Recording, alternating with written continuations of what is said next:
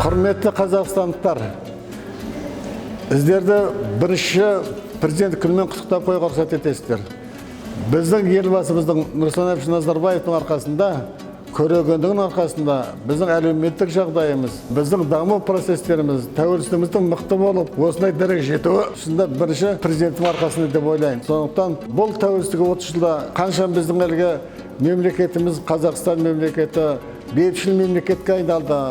Біздің Қазақстан мемлекеті өте экономика жағынан дамушы мемлекетке айналды. Қазақстан мемлекеті жастарының оқушы мемлекетке айналды. Біздің қазіргі 30 жылдың ішіндегі жетістігіміз бірінші президенттің көреген көшінің арқасында жетіп отыр деп ойлаймын.